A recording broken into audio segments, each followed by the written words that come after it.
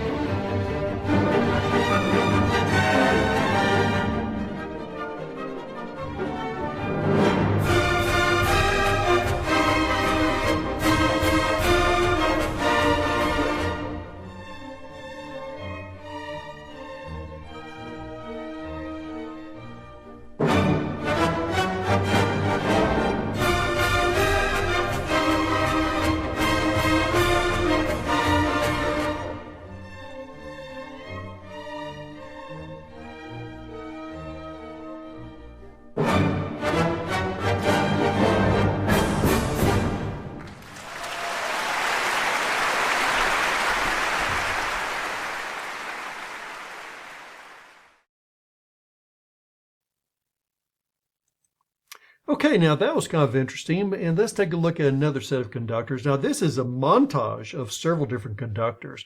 They're all playing the exact same music, just a little snippet of the music, but you're going to look at the way different conductors get very excited, much like a manager. And you think back about some of the managers you've had in your life.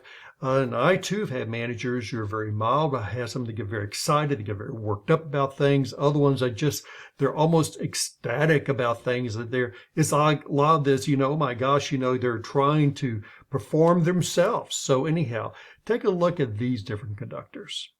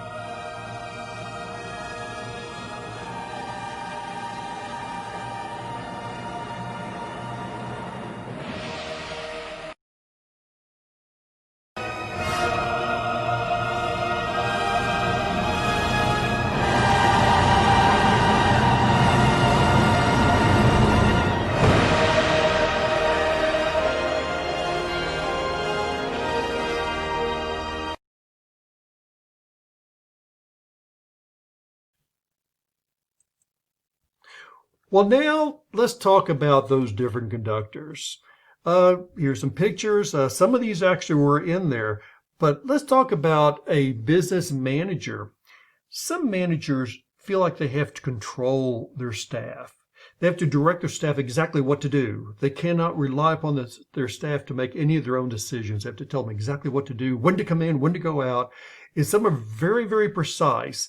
They look at things. It has to be exactly a certain way. Otherwise, it is wrong. Now, some managers are very well respected. They're respected because their staff respects them and they know they actually care about their staff. And they realize the value the staff has. They realize the responsibility and the knowledge. Other ones are not quite as respected by their staff. And then, of course, it says they're logical. Some people are very logical. They're very set in the way they do things. Other people are just illogical. I'm talking about managers who they're just all over the board. Now, the next short video I want you to listen to is very interesting because here's a guy, and his name is Georges. Yeah, I can't even say his name. It's Petrus. He is, matter of fact, poor thing, he just passed away here a couple of years ago, the age of 92, and this was in 2008. So this guy was in his 80s when he was doing this performance, and this actual performance is at the Austrian Opera House. And at the end of every New Year concert, they have two songs. They have the Blue Danube by Johann Strauss. Then they have the March. And I'm going to let you listen to the March. And you will hear that everyone's clapping along with it. But what's interesting about Georges here is that this guy really knows how to manage not only his people, the musicians, but he does what is so effective. That is that he knows his people can do their job. He's worked with them for several months. He doesn't need to be up there telling them what to do. You watch. He's enjoying it himself. He's having a great time. And he's doing what a lot of managers and leaders should do. Once they've controlled the situation, they got their staff trained, they let their staff go out there and they let their staff do it. And what are they doing as a manager or leader? They're working out the stakeholders. In this case, is the audience. And you watch how George just turns around and he's working with the audience. And the main thing is he just really does love his job. So we're going to listen to him now.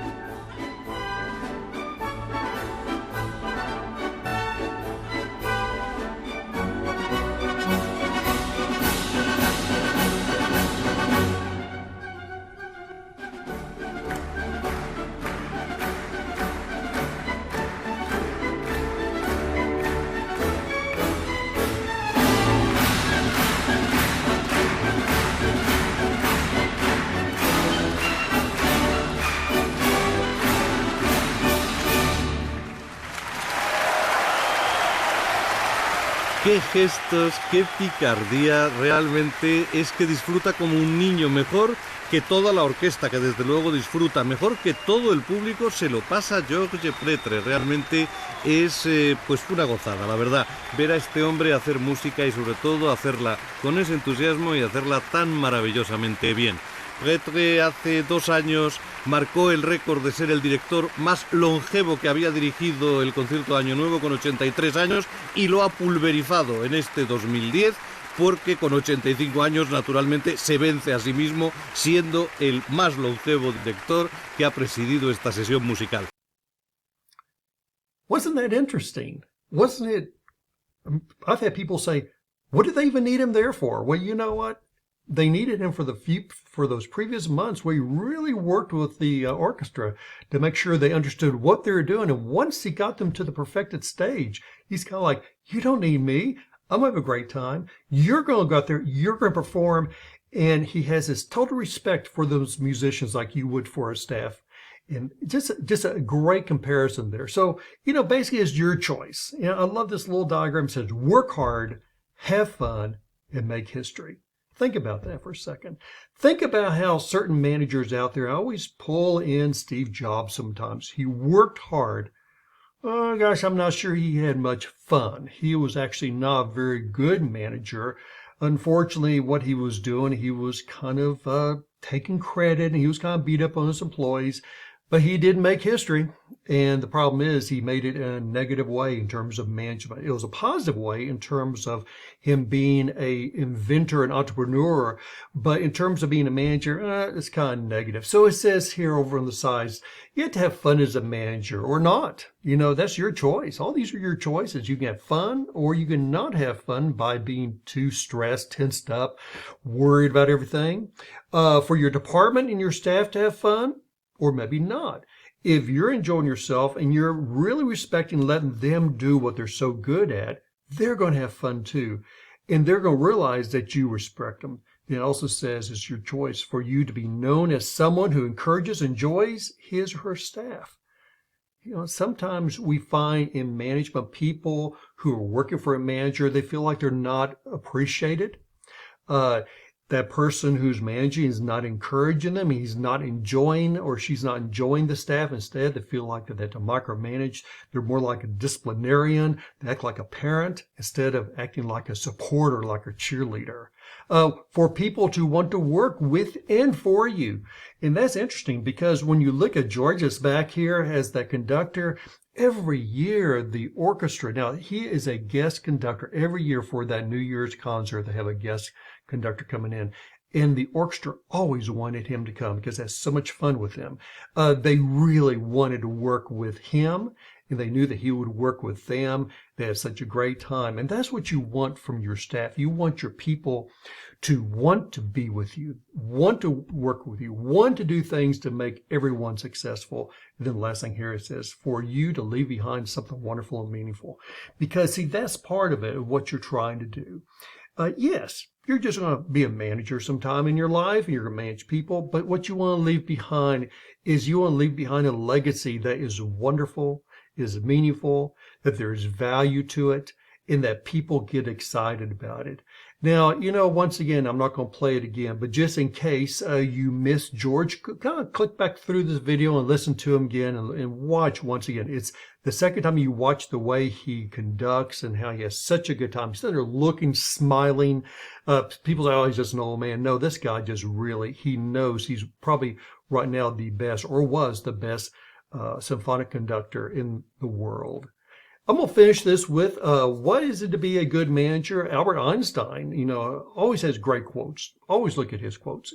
Two of them here. Try not to become a man of success, but rather try to become a man of value. There's a lot of truth in there. You could be successful, but really you need to be of value. You need to be value to the stakeholders, and that is your customers, your shareholders, your board of directors, but primarily your employees. Be of value to them. And the last thing it says here, you never fail until you stop trying. One of the problems managers do sometimes, they just stop. They're kind of like, I just can't do this anymore. And once you stop, you start to fail. And with that, folks, that's the end. I hope you enjoyed it. I certainly enjoy this. I love listening to those concerts.